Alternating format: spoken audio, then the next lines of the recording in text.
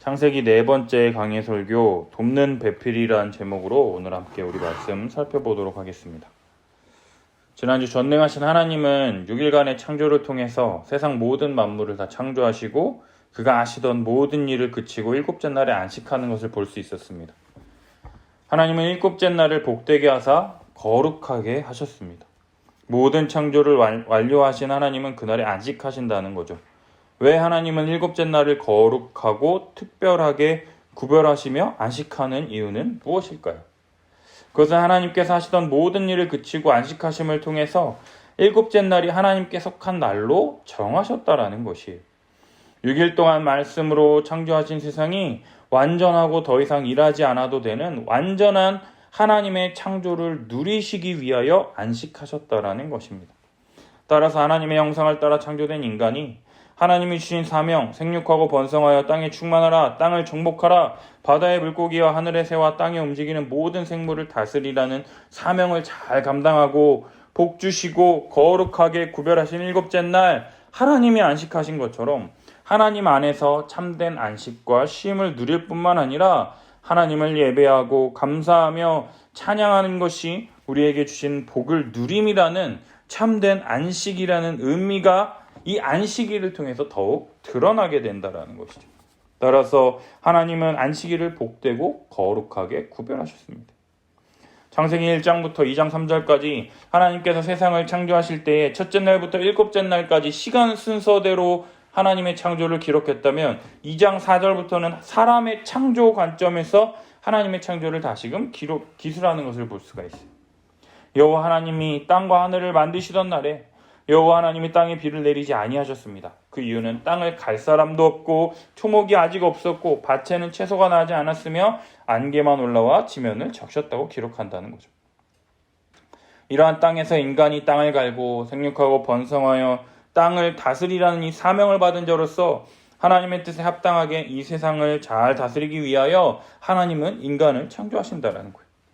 여호와 하나님이 땅의 흙으로 사람을 지으시고 그 생기를 그 코에 불어넣으시니 사람이 생명이 되니라.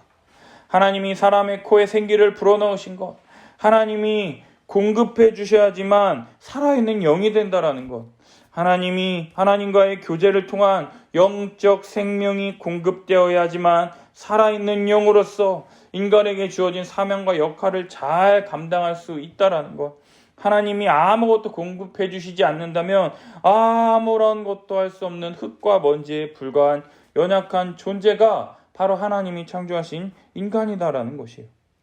그리고 여호와 하나님은 인간을 위하여 동방의 에덴의 동산을 창조하시고 그 지으신 곳에 사람을 두신다라는 거예요. 여호와 하나님이 그 땅에서 보기에 아름답고 먹기 좋은 나무가 나게 하시니 동산 가운데는 생명나무와 선악을 알게 하는 나무도 있다고 성경은 기록합니다. 하나님이 인간을 위하여 창조하시니 에덴 동산에서 인간은 하나님이 주신 사명을 잘 감당하며 하나님을 예배하며 하나님과 복된 관계를 맺고 하나님과 함께 기쁨이 넘치는 교제를 누리기 원하셨어요. 따라서 하나님은 에덴 동산에 아름답고 먹기 좋은 나무를 아낌없이 나게 하시는 풍요로운 곳이었으며 선악을 알게 하는 나무와 이 생명나무를 통해서 인간에게 더 큰 하나님의 은혜를 주시려는 계획이 있다라는 것을 살펴볼 수 있는 이 거룩한 장소라고 이야기할 수 있다라는 것이죠. 하나님은 동산 전체에 온갖 먹기에 좋고 아름다운 나무를 두셨는데 이것은 우리를 향한 하나님의 부족함이 없는 사랑과 은혜를 나타낸다라는 거예요. 생명나무를 가운데 두신 것은 하나님이 우리에게 주시는 더 풍성하고 영원한 생명이 있다라는 것을 언제나 기억하고 소망할 수 있도록 나타내 보이신 것이고요. 선악을 알게 하는 나무는 하나님이 죄를 미워하시는 공의로우신 하나님과 동시에 의롭고 거룩하신 분을 나타내 보임으로써 사람이 하나님의 뜻에 마땅히 순종해야 한다라는 것을 알 수 있도록 하셨다라는 것이죠. 이러한 에덴 동산에 하나님이 사람을 이끌어 에덴 동산에 두고 그것을 경작하며 지키게 하신다라는 것. 땅을 갈고 수로를 내어 초목과 채소를 잘 자라게 하는 것이 사람의 역할임과 동시에 하나님이 풍성하게 공급해 주시는 모든 나무의 열매들이 부족함이 없을지라도 아름답고 하나님의 뜻에 맞게 잘 가꾸는 것이 필요했으며 각종 짐승, 가축, 나는 새, 모든 것들의 이름을 짓고 잘 돌보도록 하는 일을 감당해야 했다라는 것이죠. 두 번째, 각종 동산 나무의 열매는 내가 임의로 먹되, 이러한 하나님이 주신 이 사명을 잘 감당할 수 있도록 하나님이 필요한 모든 것을 풍성하게 공급해 주신다라는 거예요. 따라서 동산 각종 나무의 열매를 마음껏 먹을 수 있도록 허락하신다라는 거예요. 그러나 단 하나 선악을 알게 하는 나무의 열매는 먹지 말라고 말씀하신다라는 거예요. 먹는 날에는 반드시 죽으리라 선언하십니다. 선악을 알게 하는 나무의 열매를 먹지 말라고 하신 이유는요, 인간이 하나님이 만드신 피조물이라는 것을 기억하기 위하여 두신 장치라는 거예요. 인간은 하나님의 역할을 대신하는 대리 통치자로서 하나님의 형상대로 창조되었으며 행동하는 모든 것이 하나님의 뜻을 위하는 자임과 동시에 하나님이 만드신 피조물이라는 것을 기억해야 했다라는 거예요. 따라서 하나님이 주시는 참된 안식을 누리려면 하나님을 창조주와 통치자 주님으로 인정하고 순종함으로 예배해야만 했다라는 것이죠.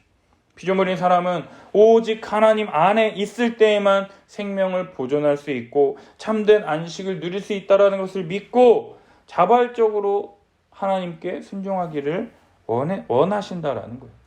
하나님이 뭐 능력이 없으십니까? 하나님이 뭐 폭력을 안 쓰시는 이유가 뭡니까? 하나님 폭력 쓸 수 있을까 없을까요? 쓸 수 있죠. 근데 왜 하나님이 폭력을 사용하시지 않느냐? 하나님이 우리에게 하나님 안에 거하는 것이 가장 복되다라는 것을 알고 의지적으로 자발적으로 하나님께 순종하기를 원하신다라는 거예요. 이것이 여기까지가 우리가 지난주까지 살펴봤던 내용이에요. 오늘 본문 18절부터는요, 남자와 여자가 어떻게 창조되었는지 좀 더 자세하게 설명이 되어 있습니다. 그런데 1장 27절을 보면은요, 하나님이 자기 형상 곧 하나님의 형상대로 사람을 창조하시되 남자와 여자를 창조하시고, 하나님의 관점에서 남자와 여자를 창조하셨다고 간략하게 기록하고 넘어가고 있는데요, 오늘 본문 이 2장에서는요 남자와 여자의 창조 과정을 자세히 기록하셔서 사람을 남자와 여자로 만드신 하나님의 뜻을 밝히 드러내고 계시다라는 거예요. 하나님은 아담을 창조하신 후에 사람이 혼자 사는 것이 좋지 않다라고 말씀하십니다. 따라서 하나님은 돕는 배필을 지으시기로 작정하셨습니다. 그런데 곧바로 돕는 배필로서 여자를 만들지 않으시고 중간에 짐승과 새를 다스리는 내용이 삽입되어 있다는 거예요. 그리고 그 후에 비로소 여자를 만드시는 내용이 나온다라는 거죠. 본문을 자세히 살펴보면 19절, 여호와 하나님이 흙으로 각종 들짐승과 공중의 각종 새를 지으시고 아담이 무엇이라고 부르나 보시려고 그것들을 그에게로 이끌어 가시니 아담이 각 생물을 부르는 것이 곧 그의 이름이 되었더라고 성경은 기록한다라는 거예요. 성경에서 이름을 짓는다라는 것은요, 단순히 호칭이 아니라 존재와 인격을 나타내기 때문에 아담이 이름 짓는 일을 하는 것은 각각의 들짐승과 새가 하나님이 창조하신 창조세계에 합당한 역할과 기능을 찾도록 돕는 일인가 동시에 하나님의 대리 통치자로서의 사명을 감당하는 것이었다라는 거예요. 이러한 행위는 에덴 동산을 경작하고 지키라는 이 하나님의 말씀에 합당한 행위며 순종하는 행동이라는 것이죠. 그런데 왜 돕는 배필을 창조하시는 중간에 이러한 내용이 들어가 있냐라는 거예요. 어떤 학자들은 짐승의 이름을 붙여주면서 짐승도 짝이 있는데 나만 짝이 없네, 이런 것을 깨닫게 하기 위해서 이러한 내용이 중간에 끼어 있다라고 하는데 확 와닿지가 않아요. 아담이 동물 보면서 나도 짝이 있으면 좋겠다, 이렇게 심정적으로는 이해가 가는데 이게 머리로는 잘 이해가 되지 않는 것 같아요. 그러나 18절, 사람이 혼자 사는 것이 좋지 아니하니 내가 그를 위하여 돕는 배필을 지으리라 말씀하신다라는 거예요. 왜 하나님은 사람이 혼자 사는 것이 좋지 않다고 말씀하시는 것일까요?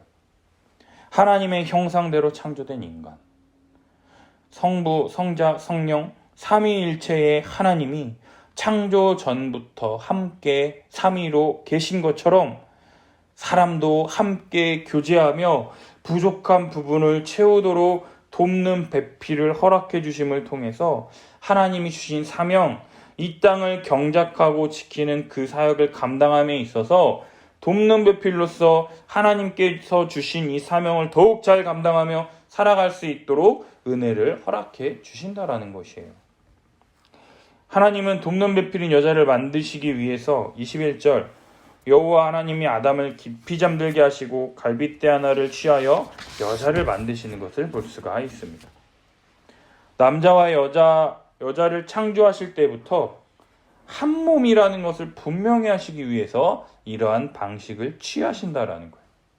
뼈는요, 성경에서 뼈는 강함을 상징하고요, 살은 부드러움을 상징하는데요. 하나님은 아담에게 강인함을 허락해 주셨다라는 거예요. 하나님이 창조하신 이 세상을 통치하며 다스리는 이 대리 통치자로서의 사명을 감당하기 위해서 힘들고 어려운 상황에도 우직하게 밀고 나가며 버티고 강인하게 헌신하는 아버지와 같은 모습으로의 이 역할을 감당한다면 여자에게는 이 부드러움과 온유함을 허락해 주셨다는 거예요. 뼈보다는 약하지만 부드럽고 따뜻함으로 남성의 약함을 채워주는 동시에 온유함과 오래 참음, 소통하며 공감 능력 등 남성이 가지지 못한 이 어머니의 속성과 같은 모습을 통해서 남자가 하나님의 다스림을 잘 실천할 수 있도록 옆에서 돕는 배필의 역할을 잘 감당한다라는 것이. 또한 여자는 아담의 돕는 배필인과 동시에 하나의 동일한 인격체로 하나님께서 여자를 창조하셨다라는 거예요. 남자를 돕는 배필임과 동시에 개별적 인격체로서 하나님께 영광 돌리는 삶을 살도록 하셨다라는 거죠. 따라서 여자가 남자에게 종속된 관계로 왜 나를 돕는 배필로 창조되었는데 돕지 않는 거야 하면서 남편이 아내를 억압하거나 구속하는 관계가 아닌 서로 독립적인 존재로서 하나님의 말씀과 창조 질서에 따라 하나님의 말씀에 순종함을 통해서 인간이 하나님께 영광 돌리듯이 서로 돕고 협력하는 이 연합의 관계를 통해서 하나님이 주신 참된 안식을 누리도록 하셨다라는 거예요. 따라서 하나님께서 여자를 자신에게로 이끌어 오셨을 때 아담이 내 뼈 중에 뼈요 살 중에 살이라 말한 것은요, 굉장히 자연스러운 반응이라는 거예요. 자신의 몸의 일부를 취하여 원래부터 하나인 돕는 배필을 만드셨기 때문에 자기 몸처럼 사랑하고 여자를 통해서 자신 또한 완전해질 수 있다라는 믿음의 고백을 한다라는 거예요. 남자와 여자의 본질적인 차이와 특성에도 불구하고 하나님께서 한 몸으로 창조하셨다라는 것을 믿고 서로 다름과 동시에 서로를 귀히 여기며 돕는 배필로서 더욱 사랑하며 섬기는 그러한 은혜를 허락해 주셨다라는 것이죠. 이런 이유로 하나님은 남녀가 부모를 떠나 한 몸으로 연합함으로써 가정을 이루는 결혼 제도를 만드시는 것을 볼 수 있어요. 우리 2장 24절 함께 읽어볼까요? 이러므로 남자가 부모를 떠나 그의 아내와 합하여 둘이 한 몸을 이룰지로다. 아멘. 요즘 결혼에 대한 생각이 예전보다 많이 개방되고 열려있다고는 하지만 결혼은 가정이라는 공동체의 최소 단위로서 주님 다시 오실 때까지 계속해서 유지되는 공동체라는 거예요. 하나님이 결혼을 통해서 남녀 간의 온전한 하나됨을 추구하기를 원하신다라는 거예요. 육체적인 그런 하나됨뿐만이 아니라 정서적이고 감정적이고 신앙적이고 또한 살아가는 모든 가치관 등 모든 부분에서 하나가 되기를 원하신다라는 거예요. 우리 에베소서 5장 31절부터 33절까지 우리 함께 읽어보겠습니다. 그러므로 사람이 부모를 떠나 그의 아내와 합하여 그들이 한 육체가 될지니 이 비밀이 그도다. 나는 그리스도와 교회에 대하여 말한다. 그러나 너희가 각각 자기 아내 사랑하기를 자신과 같고 아내도 자기 남편을 존경하라. 아멘. 부부는 하나님께서 맺어주신 이 언약의 관계 속에서 교회와 그리스도를 통해서 더 확실하게 이해를 할 수 있다라는 거예요. 우리가 결혼식 할 때요, 혼인 서약하는 것을 볼 수가 있어요. 우리 혼인 서약 했죠? 이 서약은요, 누구 앞에서 하는 것이냐? 하나님 앞에서 하는 것이라는 거예요. 이 서약은요, 언약적 의무가 있다라는 거예요. 언약적 의무가 무엇이냐? 하나님 앞에서 이 약속, 이 계약을 맺었는데 계약을 지키지 못하면 자신의 목숨으로 이 계약을 지키지 못한 책임을 묻는다라는 것이에요. 따라서 한 몸 된 부부 안에서 상호간의 신실함, 언약적 신실함이 굉장히 중요하다라는 거예요. 서로 간에 변함없는 헌신과 사랑을 위하여 성실하고 헌신하려는 노력을 하기 위해서 계속해서 애써야 한다라는 것이에요. 연애할 때는 하늘의 별도 달도 다 따줄 것처럼 헌신적으로 사랑하다가 결혼하고 애 낳고 하면 사랑이 아니라 의리로 살아간다라고 이야기들을 많이 하죠. 가족끼리 이러는 거야 아니야 하면서 서로를 군대 전우 보듯이 대하는 게 아니라 하나님께서 맺어주신 반쪽 돕는 배필로서 서로를 귀히 여기며 계속해서 20대 때의 그 뜨거움과 열정은 사라질지라도 서로를 존중하며 배려하며 서로에 대한 무한한 책임을 계속해서 지닌다라는 거예요. 그러나 대부분의 사람들이 사랑이 어떻게 변하니? 사랑이 식었어 라고 하면서 하나님이 맺어주신 부부의 한몸됨을 스스로 깨버린다라는 거예요. 그러나 그리스도인의 결혼은 사랑에 기초한 것이 아니라 하나님 앞에서 한 언약에 기초한다라는 것을 우리는 믿어야 된다라는 거예요. 하나님 앞에서 하나님 또한 우리를 부부로 맺어주신 그 하나됨을 지키시기 위해서 하나님도 일하시는 것처럼 우리도 우리 남편과 아내가 서로 하나 되어 한 몸 되어 더욱 사랑하고 돕는 배필로서 역할을 잘 감당할 수 있도록 하나님과 이 언약적 신실함의 관계를 계속해서 유지해야 된다라는 거예요. 따라서 하나님이 짝지어 주시는 것을 사람이 함부로 나누지 못한다라는 것이죠. 마가복음 10장 7절부터 9절 읽겠습니다. 이러므로 사람이 그 부모를 떠나서 그 둘이 한 몸이 될지니라. 이러한즉 이제 둘이 아니요 한 몸이니 그러므로 하나님이 짝지어 주신 것을 사람이 나누지 못할지니라 하시더라. 아멘. 사랑하는 여러분, 우리의 감정은 식을 수가 있고 움직일 수가 있어요. 감정의 변화는요 모든 사람에게 있어요. 당연하죠. 우리 아내보다 이쁜 여자들이 많잖아요. 이쁜 여자 보면 혹할 수 있죠. 그러나 어떻게 20대처럼 뜨겁게 사랑만 하냐라는 거예요. 체력이 안 받쳐주는데 20대처럼 막 사랑하려고 하잖아요. 나이가 40이고 50인데 20대처럼 사랑하려면요 고혈압으로 쓰러져요. 그러나요 사람의 감정은 변한다고요. 뜨겁게 사랑할 때도 있다가 쭉 가라앉을 때도 있고, 어떨 때는 엄청 이쁘다가도 어떨 때는 왼수 같고, 사람의 감정은 변해요. 그러나 하나님의 언약은 변하지 않는다라는 거예요. 부부는요 이 언약의 기초에서 서로에게 신실하게 행해야 한다라는 것이에요. 이 언약의 기초에서 하나님이 신실하신 것처럼 우리도 이 언약의 신실함을 통해서 다시금 우리에게 사랑이 생겨나기도 하고 더욱 사랑하게 되는 놀라운 일들이 우리 가운데 펼쳐지게 된다라는 거예요. 바로 여기에 하나님께서 우리를 온전케 하시는 비밀이 담겨 있는 것이죠. 따라서 부부는요 그리스도 안에서 한 몸 되었다라는 것을 믿어야 합니다. 나의 섬김을 통해서 우리 부부가 온전해지게 된다라는 것을 믿어야 된다라는 거예요. 왜 남편은 나를 안 섬기고 나만 무슨 남편의 종이 되어서 남편을 섬기는 것처럼 느껴져서 손해라고 생각되십니까? 내가 섬기는 것은 남을 섬기는 것이 아니라 하나님이 짝지어 주신 부부, 한 몸 된 지체, 즉 나를 섬기는 것이에요. 우리는 하나님 안에서 그리스도 안에서 결혼을 통해서 하나님이 한 몸으로 짝지어 주셔서 맺어주신 한 몸이 되었다고요. 따라서 배우자를 온전하게 하는 것이 나 또한 온전하게 된다라는 것이에요. 그래도 억울하십니까? 나만 섬기는 게 억울하십니까? 그렇다면 정말로 그리스도 안에서 한 몸 되었다라는 것, 하나님이 하나 되게 하셨다라는 것을 믿는지 제일 먼저 점검하시기를 바랍니다.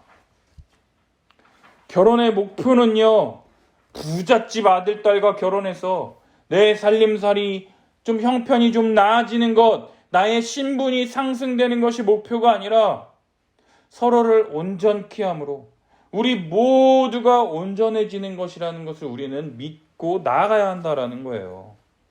따라서 부부간에 서로를 섬기고 온전하게 하기 위해서는 예수 그리스도의 십자가 사랑으로 서로를 섬기고 온전하게 하기 위해서 피차 복종해야 한다라는 거예요. 에베소서 5장 21절부터 25절 우리 함께 했습니다. 그리스도를 경외함으로 피차 복종하라. 자기 남편에게 복종하기를 죽게 하듯 하라. 이는 남편이 아내의 머리됨이 그리스도께서 교회의 머리됨과 같음이니 그가 바로 몸의 구주시니라. 그러므로 교회가 그리스도에게 하듯 아내들도 범사에 자기 남편에게 복종할지니라. 남편들아 아내 사랑하기를 그리스도께서 교회를 사랑하시고 그 교회를 위하여 자신을 주심같이 하라. 아멘. 복종하다라고 하는 이 단어는요, 이 휘포타소는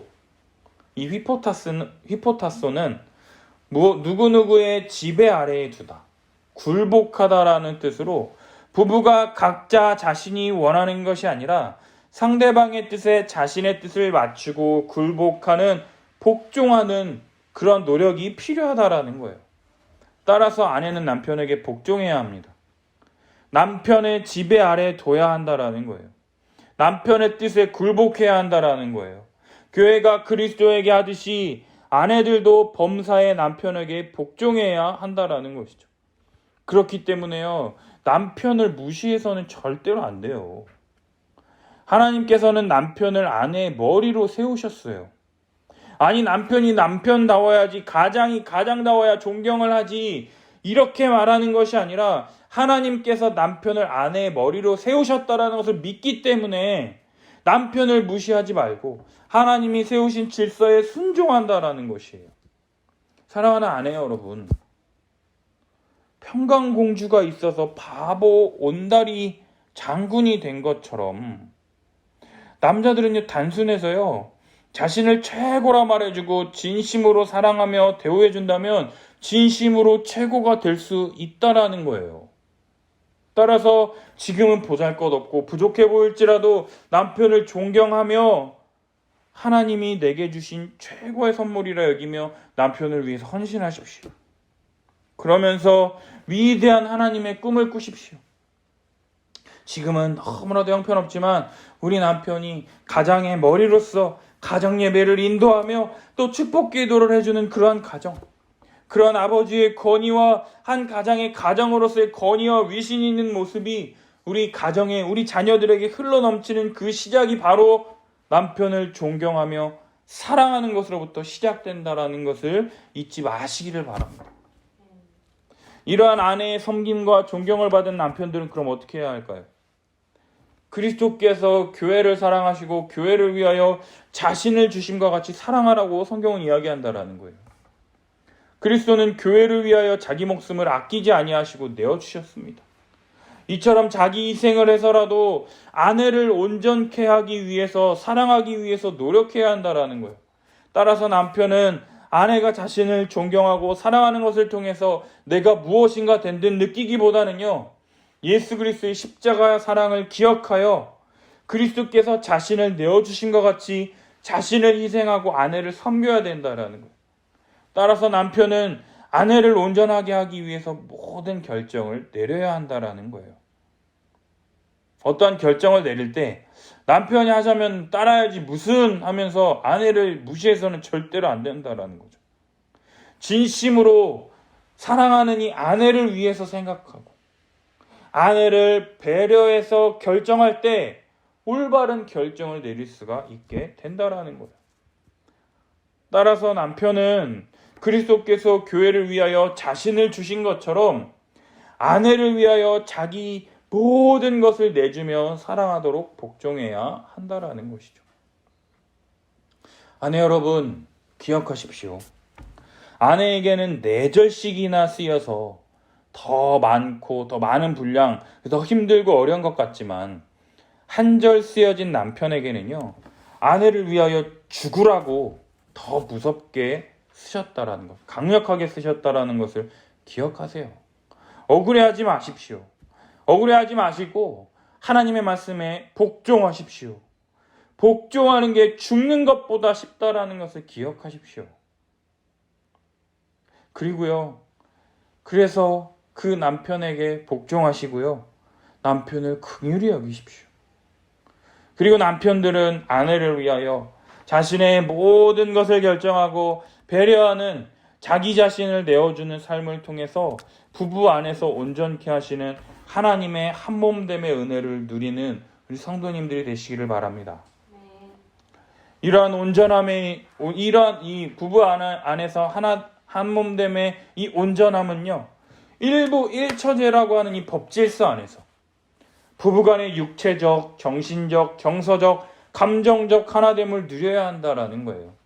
부부관계 외에 이러한 관계를 맺어서는 절대로 안 된다라는 거죠. 따라서 젊은 남녀가 뜨거운 감정으로 사랑을 나눌지라도 그것은 죄입니다. 왜냐하면 하나님이 맺어주신 부부관계 안에서 육체적, 정신적, 감정적인 하나됨을 이루어야 하는데, 부부관계가 아닌 연인관계를 할지라도 이러한 하나됨을 맛보려 한다면 그것은 부부관계에서 누려야 하는 참된 연합을 탐닉하는 죄라고 할 수 있다는 거예요.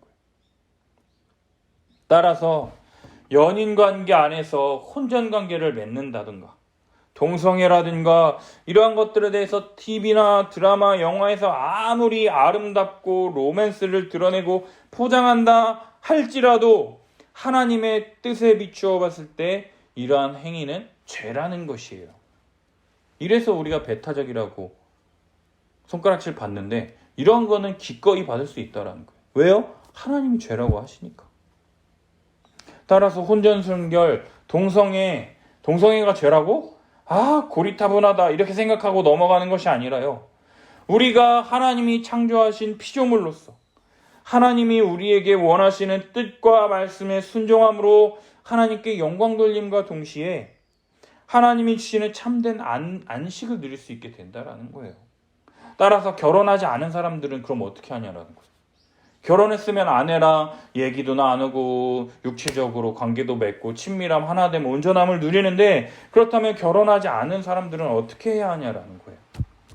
이것에 성경은 하나님께서 허락하신 믿음 안에서 한 가족된 교회가 있다고 우리에게 말씀하고 있다라는 거예요. 에베소서 2장 13절부터 18절까지 우리 함께 읽겠습니다. 전에 멀리 있던 너희가 그리스도 예수 안에서 그리스도의 피로 가까워졌느니라. 그는 우리의 화평이신지라. 둘로 하나를 만드사 원수된 것 곧 중간에 막힌 담을 자기 육체로 하시고 법조문으로 된 새 폐하셨으니, 이는 이 둘로 자기 안에서 한 새 사람을 지어 화평하게 하시고 또 십자가로 이 둘을 한 몸으로 하나님과 화평하게 하려 하심이라. 원수된 것은 십자가로 소멸하시고 또 오셔서 먼 데 있는 너희에게 평안을 전하시고 가까운 데 있는 자들에게 평안을 전하셨으니, 이는 그로 말미암아 우리 둘이 한 성령 안에서 아버지께 나아감을 얻게 하려 하심이라. 아멘. 예수 그리스도의 화목제물, 형벌대속적 죽음으로 말미암아 절대로 하나 될 수 없었던 자들이 그리스도의 피로 말미암아 가까워졌다라는 거예요. 예수 그리스도의 십자가 대속적 죽음과 이 사실을 믿음으로 우리가 하나님 나라에 들어갈 수 있게 되었다라는 것이 바로 복음이죠. 오직 이 복음을, 믿음을 통해서 성령 하나님이 우리 안에 이 내주하심을 통하여 예수 그리스도와 연합하게 되는 이 놀라운, 이 말할 수 없는 신비가 우리들 가운데 펼쳐지게 되었습니다. 이뿐만 아니라 성경은 예수님을 향해서 화평이신 예수 그리스도라고 이야기한다라는 거예요. 십자가에서 죽으심을 통해서 이방인과 유대인 가운데 이 막힌 담을 자기 육체로 허무시고 둘을 하나로 만드셨더라고 이야기하고 있어요. 자기 육체를 어떻게 맡긴담을 허무셨느냐? 율법의 저주를 하나도 남김없이 십자가에서 다 받으심으로 맡긴담을 허무셨을 뿐만 아니라 율법의 저주를 패하심으로써 자기 자신밖에 모르고 이기적인 자아로 인하여 늘 적대관계이던 자들 사이에 이 막힌담을 십자가로 말미암아 허무셨다라고요. 그리고 이 둘을 그리스도 안에서 한 세 사람을 지어 화평하게 하셨다라고 성경은 선언하고 있다라는 거예요. 한 세 사람을 지어, 이 한 세 사람을 짓다라고 할 때 우리가 창세기 1장에서 바라라는 이 동사는 하나님께만 사용될 수 있는 신적 동사라고 제가 설교했던 거 기억하십니까? 그것처럼요. 한 세 사람을 짓다라고 할 때 이 짓다라고 하는 이 크티조라는 이 단어는요. 하나님의 창조에만 사용되는 단어가 동일하게 여기서도 사용된다라는 거예요. 따라서 절대로 둘이 하나 될 수 없는 이기적이고 자기 자신밖에 모르고 외골수인, 예를 들자면 우리나라와 일본이 하나 되는, 맨날 싸우고 비방하고 욕하는 여당과 야당이 하나 되는, 이러한 한 몸으로 새로운 사람을 지으셨다라고. One new man, 완전한 새로운 사람을 창조하셨을 뿐만 아니라 이 둘 사이에 하나됨을 방해하는 원수된 것, 미워하고 분열하고 반목하는 이 모든 것들을 십자가로 소멸하시고, 그리고 또 멀리 있든지 가까이 있든지 모든 사람들에게 평안, 샬롬, 이 평안을 전하심으로 한 성령 안에서 아버지께 나아감을 얻게 하셨다라고 성경은 이야기하고 있다는 거예요. 하나님은요, 그리스도 안에서 우리를 완전히 새로운 존재를 창조하셨다라고요. 그리스도 안에 있는 존재일 뿐만 아니라 성령이 이미 한 몸 되게 하신 존재라고요. 따라서 우리는 개인이 아닌 나밖에 모르는 존재가 아니라 집합적 존재, 공동체적인 존재로 우리 자아를 확실하고 새롭게 변화시켜 주셨다라는 것을 믿어야 한다라는 거예요.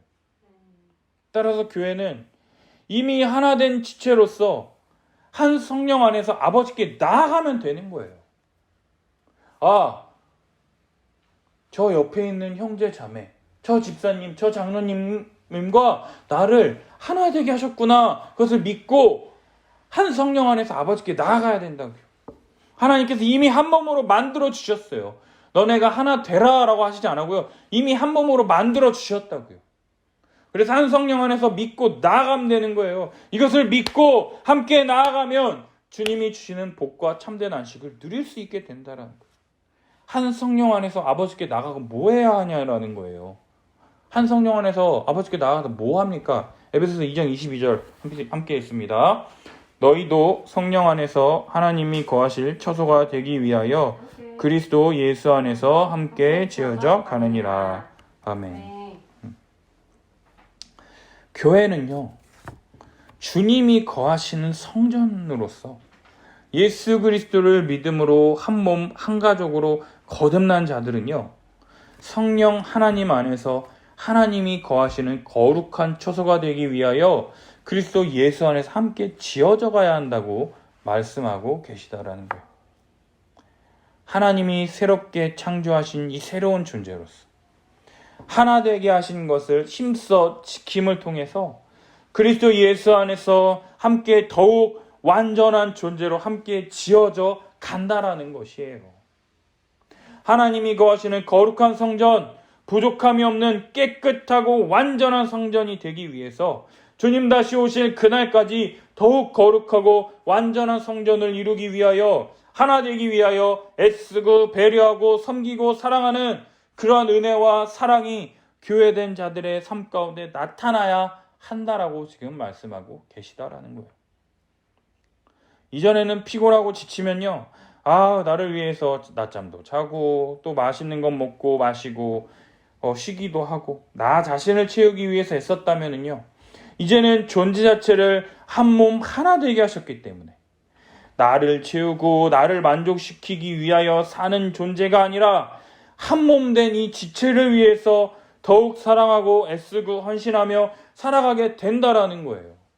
나만 힘들어가 아니라 나의 헌신과 섬김을 통해서 우리 몸이 더욱 건강해지는 존재로 우리를 변화시켜 주셨다라는 것을 믿음으로 존재 자체가 변화된 자로서 변화된 삶에 합당한 삶을 살기 위해서 우리가 노력하며 애쓴다라는 것이에요.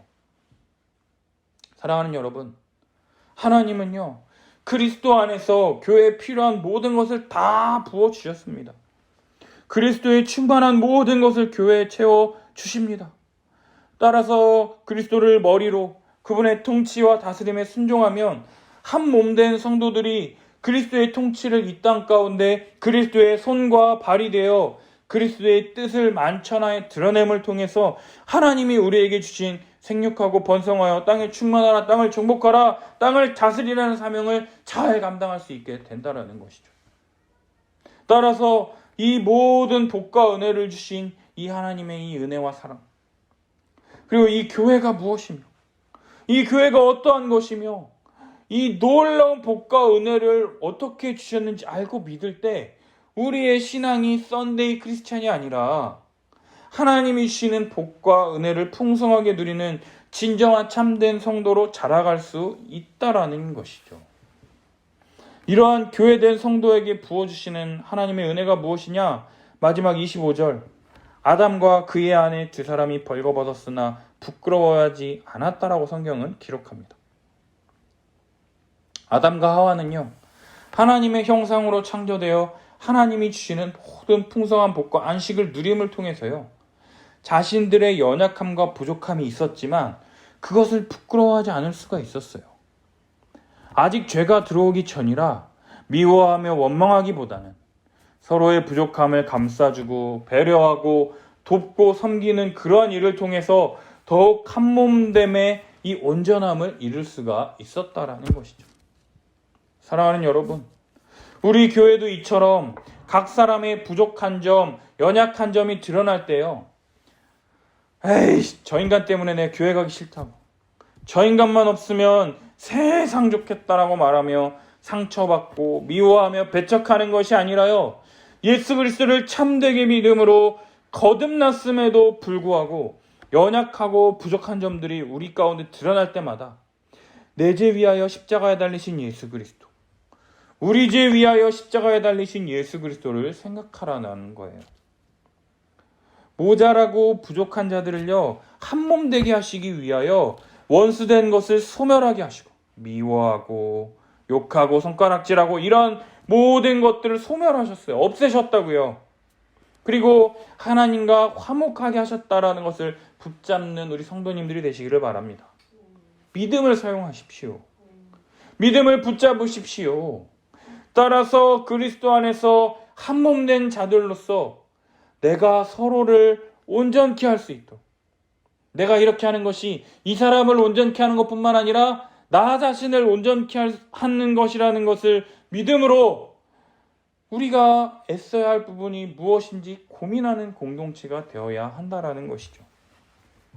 만약 예수 그리스도의 십자가 복음을 온전히 알고 믿지 못하는 자들이 있다면, 예배 시간에 딴 생각하고 이 사람이 신자인지 불신자인지 명확하게 구분되는 그런 사람이 있다면 그 사람을 집으로 초대해서 같이 식사하고 이야기 나누면서 왜 이 사람이 이렇게 복음을 온전히 믿고 받아들이지 못하는지 이야기 들은 후에 다시금 복음을 가르치고 점검하는 수고를 할 수도 있고, 또 그 사람을 온전케 하기 위해서 내가 가진 은사를 사용할 뿐만 아니라 내가 가지지 못한 은사가 있을 거 아닙니까?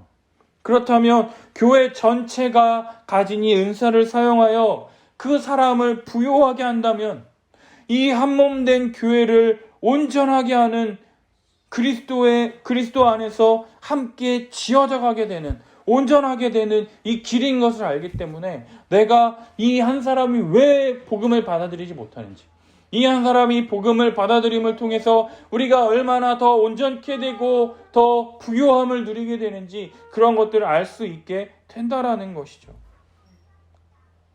이러한 교회론적 섬김에 대해서 생각할 때마다 하나님께서 내게 주신 은사가 무엇일까 이렇게 묵상합니다.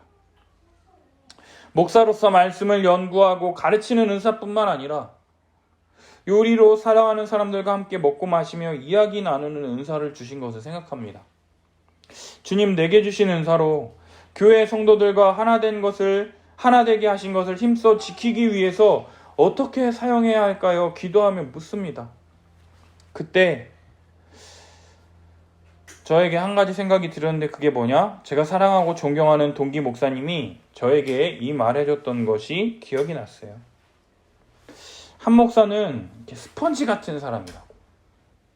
제가 존경하는 목사님께 들은 강의와 내용을 그대로 흡수해서 쫙 누르면 그 목사님이 말씀하신 그 이야기를 똑같이 제 입에서 하는 것을 보았다라고 이야기를 하더라고요. 저는요, 제 자신을 생각할 때 좋은 강의를 만들어내고 강의 내용을 만들어내고 가르치는 이런 은사는 좀 약간 부족해요. 그러나 그런 은사를 가진 자들을 통해서 그들에게 배운 내용을 그대로 흡수해서 그대로 가감없이 하나도 빼뜨리지 않고 더하지도 않고 그대로 흘려보내는 은사를 받은 자라는 것을 알 수가 있었다라는 거죠. 그래서 제가 섬기는 교회 성도들에게 좋은 설교 말씀을 끊임없이 연구하고 성경적 교회를 꿈꾸는 목사님들과 교제함을 통해서 그들이 가지고 있는 그런 좋은 의견들과 식견들을 더 폭넓은 식견과 좋은 재료들을 끊임없이 발견하고 양산해서 성도들에게 더욱 가장 좋은 이 꿀송이보다 더 달고 맛있는 이 하나님의 말씀을 공급하기 위해서 애쓸 것이라는 거예요. 그리고 또 제가 잘하는 요리로 말씀과 함께 유괴양식도 함께 먹고 나눌 수 있는 그런 함께하는 교회가 되기를 꿈꿉니다. 물론 부족한 점도 있습니다. 성격도 급하고 욱하고 가끔 운전할 때 목사답지 않은 언행으로 무리를 일으킬 때도 있지만 그래도 저의 부족한 점을 성도들의 은사로 채워나감을 통해서 그리스도 안에서 하나 되게 하신 것, 함께 지어져 가는 것을 믿음으로 우리 주님 다시 만나뵙게 될 그날까지 묵묵히 십자가의 길을 걸어가는 함께하는 교회를 꿈꾼다라는 것이죠. 비록 지금은 어렵고 힘들지만 하나님께서 내게 허락하신 한 명의 성도가 있다면 그 영혼을 위하여 복음을 가르치기 위하여 인내하는 시간이 바로 지금 이 시간이라 생각이 듭니다. 대나무가 하루에 30cm씩 자란다고 해요. 그러나 대나무가 7년 동안은요 아무런 반응이 없다라고 합니다. 그 7년의 시간 동안 아무런 반응이 없는 것처럼 보이지만 아무런 반응이 없는 게 아니라 7년 동안 바닥에 뿌리를 깊숙이 내린다라는 것이죠. 따라서 지금의 시간은 우리 함께하는 교회가 단단하게 그리스도의 십자가 안에 그리스도의 이 반석 안에 단단하게 뿌리 내리는 시간으로 생각하고 1년에 30cm씩 자랄 수 있는 대나무가 될 수 있도록 복음에 깊숙이 뿌리 박는 우리 함께하는 교회, 우리 함께하는 교회 성도들이 되시기를 예수님의 이름으로 축복합니다. 함께 기도했으면 좋겠어요. 하나님은 우리가 독처하는 것이 좋지 않으셔서 돕는 배필을 우리에게 주신다라는 거죠. 하나님이 우리에게 맡기신 사명을 감당하기 위하여 함께 이야기 나누며 남성적 특징과 여성적 특징을 잘 구분지어 서로 잘 화합할 수 있도록 돕는 배필을 만들어 주십니다. 우리에게 베풀어 주신 돕는 배필에 대해서 묵상해 보며 어떻게 돕고 섬길 수 있을지 고민하며 기도했으면 좋겠어요. 의리로 사는 것이 아니라요. 하나님이 맺어주신 언약 관계 안에서 하나 되었다라는 것을 믿음으로 상호간의 언약에 신실할 수 있도록 애쓰며 노력하는 이 부부관계가 되었으면 좋겠습니다. 하나님은 부부관계뿐만 아니라 우리에게 교회라고 하는 이 돕는 배필을 허락해 주셨습니다. 교회를 통하여 복음을 듣게 하시고 한몸 되게 하시고 하나 되게 하셨습니다. 아직까지 이 개인주의적인 성향 때문에 이 사실을 믿지 못하는 이 한국교회 성도들이 많이 있습니다. 하나 되게 하셨다라는 것, 한몸 되게 하셨다라는 것, 예수 그리스도 안에서 한몸 한 형제자매라는 것을 믿음으로 나아가는 우리 교회가 되게 해달라고. 우리가 가진 은사와 섬김과 헌신을 통해서 더욱더 하나 되는 교회의 온전함과 사랑이 넘치는 교회가 될 수 있게 해달라고 우리 계속해서 기도했으면 좋겠어요. 그리고 마지막으로요. 우리 함께하는 교회에 믿음의 성도들을 보내달라고 우리 같이 기도합시다. 힘들고 어렵고 준비하는 시간으로 보내고 있지만 함께 성도가 되어 섬기고 자라가며 그리스도 안에서 함께 지어져 가기를 원하는 하나님이 허락하신 성도들을 만나게 해달라고 우리 함께 주여 외치고 함께 기도하며 나아갔으면 좋겠습니다. 기도하겠습니다. 주여